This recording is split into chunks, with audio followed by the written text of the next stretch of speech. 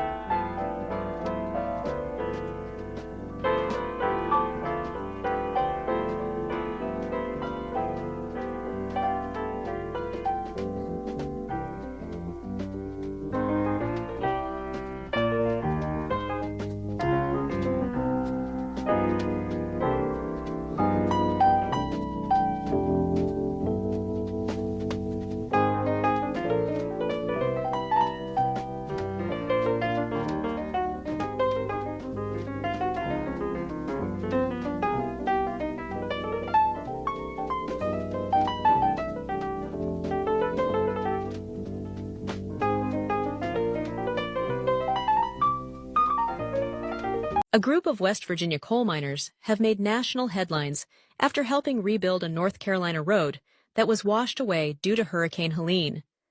The miners recently spent a week working to restore a passable route, using heavy equipment to remove debris and install a temporary drivable road. The West Virginia workers on site were Charles Dunbar, Daryl McCune, Jimmy Wood, Stephen Boone, Jeff Barnhouse from Rock Solid Construction, Ben Harris, Derek Butler, Bobby Thomas, and John Campbell. Although estimates originally stated that it would take the road 2 years to be permanently rebuilt, this group of mountaineers were able to do it, although temporarily, in a week. Thank you to these West Virginians. I ain't gonna believe this shit. These boys have done the impossible. Look what they've done. They've connected about 3/4 of a mile. They climbed those fucking machines in elevation and put in a road up to go over and around the sections that are like that up there. They're going to do the same thing. They're going to cut up again, and then they're going to connect like another 400, 500 yards that way. There's another section of road that like kind of like this one is still somewhat there, and they connect to that. And you just leapfrog it, you know? All the way to Chimney Rock, man. Shit. We got to be more than halfway at this point. I haven't looked at my map. Chimney Rock, we're coming. We're building a road. Screw all that driving around the mountain, hour and a half, going up through Lake Lure and all that bullshit. We're coming. So today is Sunday, October 27th, and we're back up here at the hub at Chimney Rock. We had a call late last night, early this morning, that a lady had showed up. She had on short sleeve shirt, and was shivering. She was here for her dad. Her dad lives on the other side of Chimney Rock, so she was looking for supplies to him, maybe a Starlink or something to keep contact with him, and some other supplies. She asked for a sweater that was here at the hub, and the truth came out that she had a baby in her car. She had came back up to assess her damage that she evacuated. So we brought some baby clothes up here from 6 to 9 month old, warm clothes. And what we're finding is a lot of people are coming back to this area that evacuated. And they're coming home to see nothing. They've lost everything, not even enough clothes to supply their kids or stuff that they may need. So every day stuff comes out And every day we're learning more and more for the people that are trying to get back to the area and coming home to find they have nothing. A little update on this road. When these miners came in and they bridged this road from Bat Cave to Chimney Rock, they did the impossible. This was a 3-mile stretch that was nothing but rock and rubble. It was almost impassable, 30, 40-foot boulders and rocks to climb up and down. It looked impossible for there to ever be a road here again. But these blue-collar boys come in from West Virginia, and they said, hold my beer. They beat all the red tape. They beat all the bureaucracy going on. And DOT and the state was saying, oh, it may be after winter before you get access. A lot of these people that have businesses and homes weren't going to be able to get here. There was no other way in here. This is a 5-minute drive, and people were having to go all the way around to South Carolina and up to get here. There's a lot of bridges here that people live on the other side of this river that still can't get out. It's not accessible. But these guys came in and said, we're going to fix it. And within 3 days, you can walk all the way from Bat Cave to Chimney Rock. You can drive a truck. What they conquered is one of the most mind-blowing American things you will ever see. To see so many people from all walks of life to come in here and put aside their political views, to put aside their differences. And what we've seen in the last month is the America that I want to live in and the America that I want to believe in. My question is, where's the government help with boots on the ground? And not just here with clipboards and Rolexes and suits and ties. Why is it the people? Why is it farmers and West Virginia miners that had to come in here and bridge this road from Bat Cave to Chimney Rock? Why is our military not building bridges to get access back across these hollers? Why is it on us to supply hubs to make sure that people are sheltered? Why is there already not hundreds of millions of dollars coming to this area instead of so much red tape that are denying people? We have business owners that we know right here in Chimney Rock and in Black Mountain and Swannanoa. Everyone is getting denied. Even the ones that have flood insurance, the insurance companies are saying they don't have to cover it because it was a 1,000-year storm. Those are the answers we need to know. You can believe what you want to believe and watch what you want to watch on the news. And they may be showing help in the area, but that's only the parts that they want to show you. They don't want to show you these poorer communities or these parts that have been absolutely abandoned. We can get some of these people in front of a camera talking about their story all day long. But the truth is, what's going to happen is people are going to discredit them, tell them we're a bunch of redneck hillbillies, backwood Appalachians. It feels like the devastation that we're dealing with is being completely swept under the rug. It's like people want to keep it hush and just keep it a secret. And there's a lot that I want to say, and there's a lot that I've not talked about. The truth is, people around here know their land. They know how it works. They know how everything functions. And I can tell you this, there's a lot of stuff here that didn't happen on its own. Let me give you guys a little a story that just happened. We're just sitting here at the hub, and we got these boys. They're going to widen out the road, make it a little safer, and they're going to start working down there. We had a little blue SUV. See how this loader's coming in and out? I'm an equipment operator myself. We had a fucking car come down here about 30 miles an hour, fly right down in there. The loader operator looked at me as if like, holy shit, I almost crashed into that car. And I was like, yeah. So one of our boys went down there to talk to the car because you can't go much farther. He turned around. Guess who it was? It was FEMA.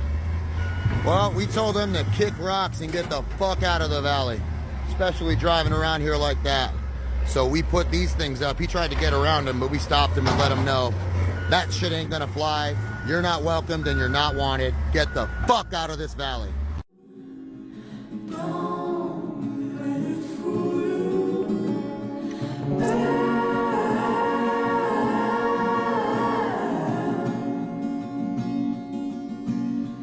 Die. sit around, folks didn't count.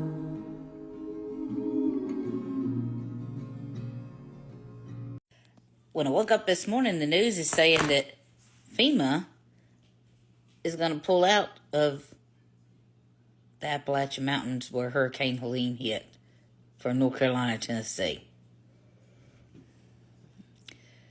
Imagine that. They're also saying something about a militia that was going to try and start some trouble. I don't know. I'm not there. I don't know. But first, do you remember this? It's just categorically false. It is not true. It is a false statement. No, Biden did not take FEMA relief money to use on migrants. Funding is also available through FEMA's Emergency Food and Shelter Program to eligible local governments and non-for-profit organizations upon request to support humanitarian relief for migrants.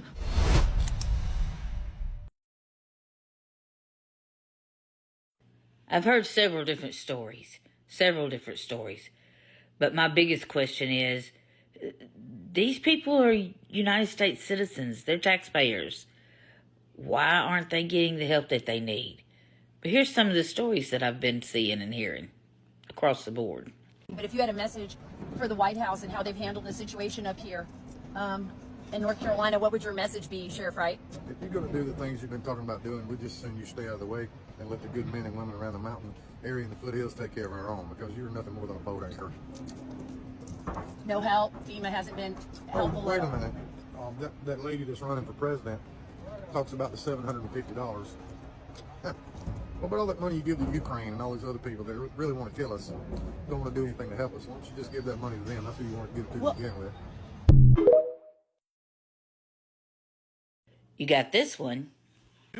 Please do not give any supplies to FEMA. If you want to donate supplies to the hurricane survivors from Hurricane Helene, do not give the supplies to FEMA. Give them to a church, give them to a nonprofit.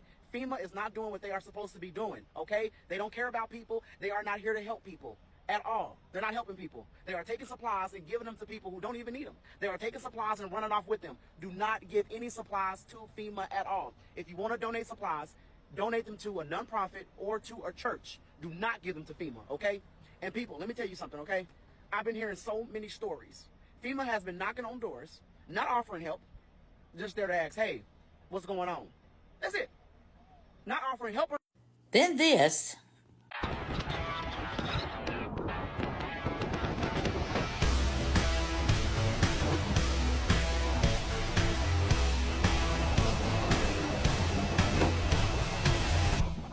Here's more. I just want everyone to know that we are displaced due to Hurricane Helene from Western North Carolina. We cannot go home. We have no power, no food, no water, no nothing. We are spending $400 a night on a hotel due to price gouging in the surrounding areas because they know that people have nowhere to go.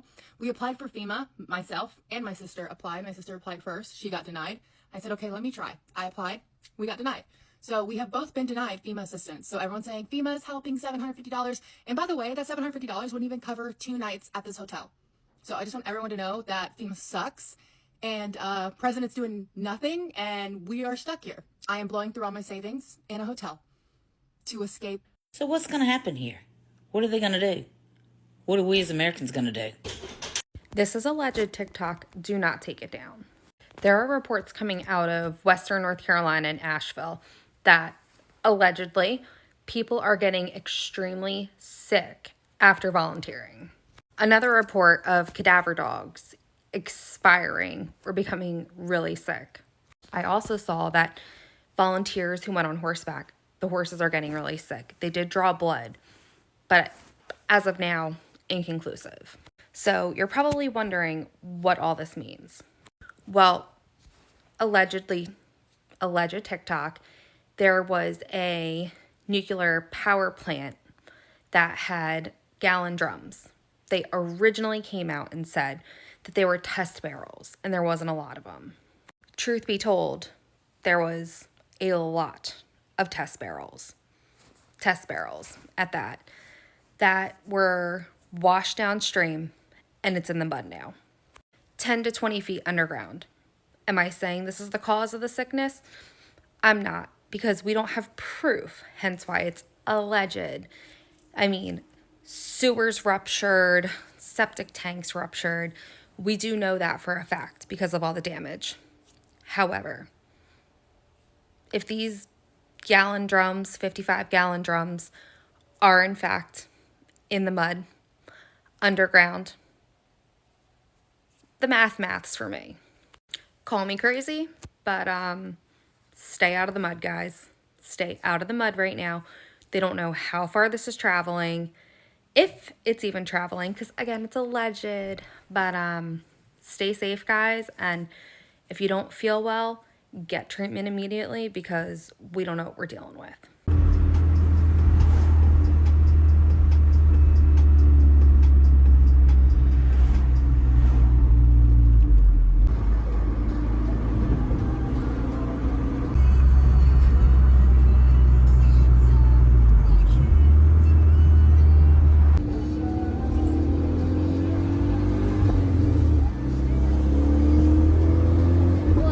The brick off the side of that building.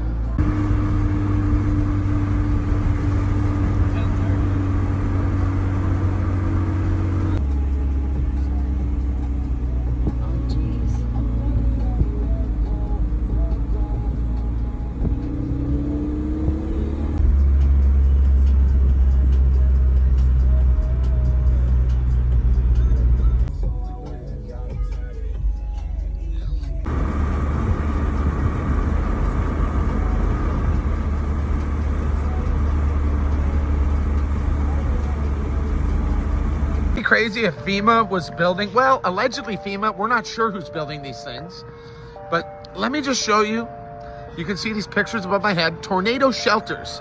These are located in North Carolina. They were sent to me by a resident. Apparently they are blocked off now. You cannot see these anymore because of a protective fence. Yeah, I'm wondering, what is this? Is this something that you guys have seen cropping up? I'm talking to everyone in America. Have you guys seen similar shelters like this? It's the first time I've seen them. It looks like a whole little compound in there. Maybe it's just preventative, preemptive. Certainly possible. I don't know. This is a weird one. You can see the location here and even a video that was sent to me showing, you know, the site before they fenced it off. Let me know what you guys think of this. Is this sus or is this, you know, just them doing their jobs? I'm seriously asking. But I'll tell you this. I can tell you this. The local who sent it to me certainly thought it was a little bit sus, especially because apparently there may be some Ukrainian connection, but I've been unable to establish that. So let me know what you guys think. Peace. Have you seen the new videos of what FEMA's doing over in North Carolina? All you gotta do is Google a woman's name named Ann Vander Steel. She's got videos of FEMA building an encampment. They're bringing in fuel tankers. They're even bringing in above ground tornado shelters. Have y'all seen that yet? They're big and red. They don't go below. They just say tornado shelters on the side. They're bringing in medical and mental help for everyone. And it's all surrounded by private security. It's just a big encampment. This is all going on about west of Asheville, North Carolina right now. It's just a big, large encampment that is being built right now. And the property is actually owned by a Ukrainian man that owns the whole land over there. That's interesting. There's a lot of Ukrainians that own land now over in the Asheville area. But guess what? It's not for the people who need help. No. It's literally being built for the FEMA workers to care for them. This is a rabbit hole that you definitely could go down. I wonder how many Ukrainians actually do own land over in that area now. Something we need to check into. And we are approaching a massive installation. We actually got some drone footage of this the other day. And it's a camp that popped up in a matter of days. We actually stopped by some of the locals that live around here, and we were asking about it, and they said it's a FEMA camp and it's being leased. It's property that belongs to a trucking company, they thought. It's owned by the Smoky Park LLC. I'm going to flip the camera around here in a minute. But it's got armed guards. And it is a massive installation that literally, according to the residents that live around here, that have eyes on it because they overlook this property, it popped up in a matter of days. They've got climate controlled trucks and trailers, I should say. It's pretty well organized. It's got one entrance in and one entrance out. So we're walking in and we're going to ask them live who they are, what they're doing here. Are they under government contract? Is it FEMA? And they're putting a tornado shelter in here apparently. Got a delivery. So stick with us. We're going to figure out what's going on. Maybe I can slide in with this truck. They won't see me.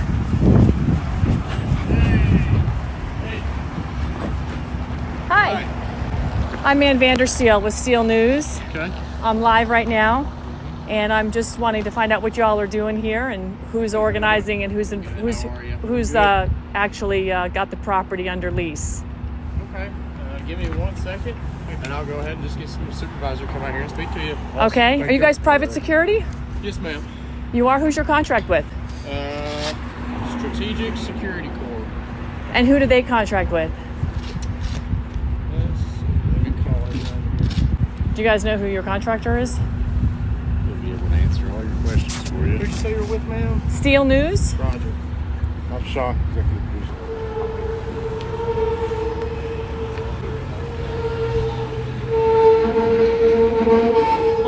Come on up. Come on up. All right, he's coming out to speak with you guys, ma'am. Okay.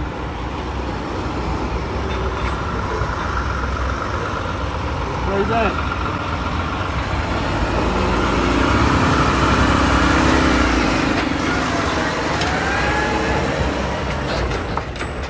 I guess I've never seen a tornado shelter mobile like that.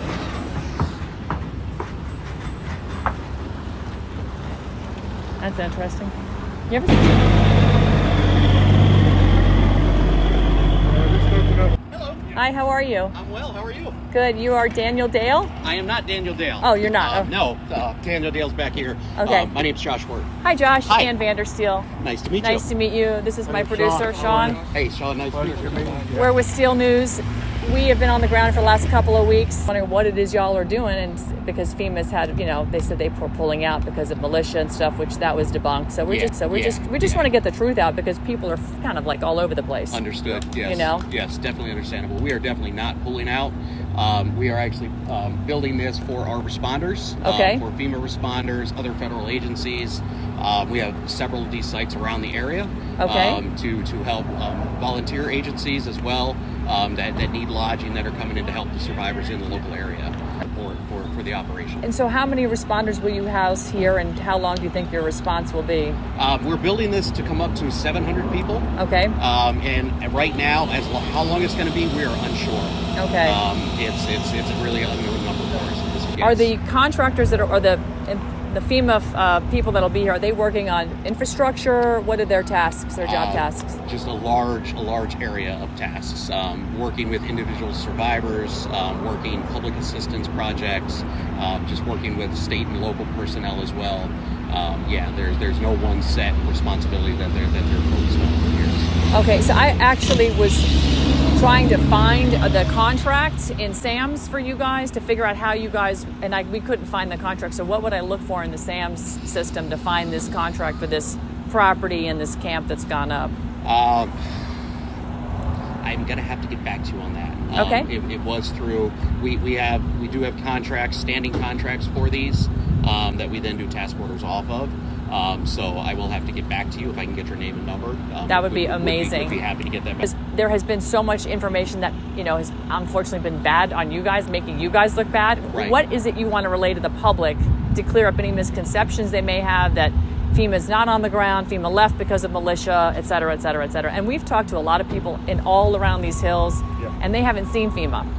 They've said, in fact, yesterday one of the fire departments said, hey, we've had contact, but we haven't seen them, and that was it. So what do you want to relay? So what I want to relay from my side, which is the responder side, you know, we haven't left. We know that there are additional FEMA employees coming in to support the local area. And for those that are saying that they haven't seen them yet, I know they're coming. It takes a while to build something like this. Yeah. We did not want to bring responders in and, you know, have them become part of the problem. So we needed to ensure that there was infrastructure set up for them before they go around. Right. Okay. And lastly, your guards are very polite, but is there a reason they're all armed? At just standard protocol. That is standard protocol? Yes. Okay. That's the first one I've seen with, you know, this many guys kind of around. So I was No, curious standard about that. protocol when we have security, they always come in armed. Okay. Yep.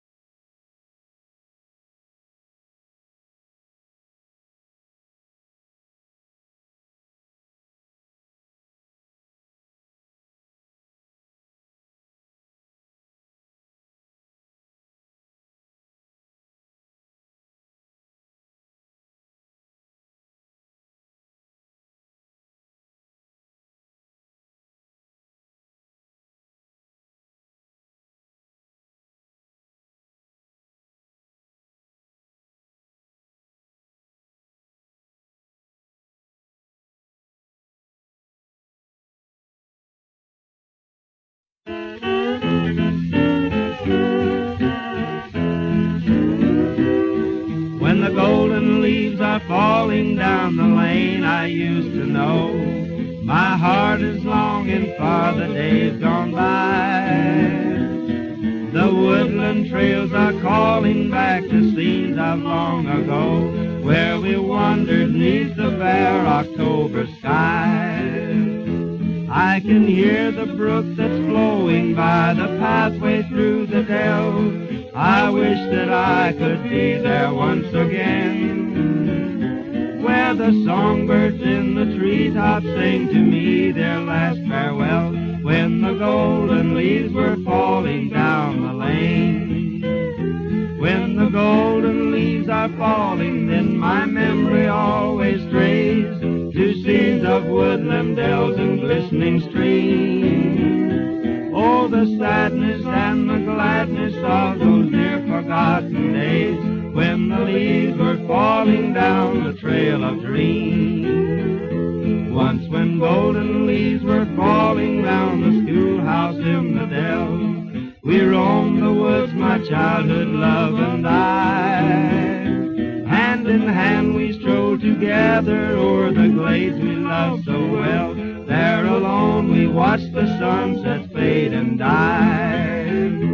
But the angels up in heaven searching for a flower fair saw my darling smile as pure as autumn rain. Neath the sycamore we left her with a soft and tender prayer when the golden leaves were falling down the lane. When the golden leaves are falling, then my memory always strays to scenes of woodland dells and glistening streams. Oh, the sadness and the gladness of those near forgotten days when the golden leaves were falling down the lane. When the golden leaves are falling, then my memory always strays to scenes of woodland dells and glistening streams. Oh, the sadness and the gladness of those near forgotten days when the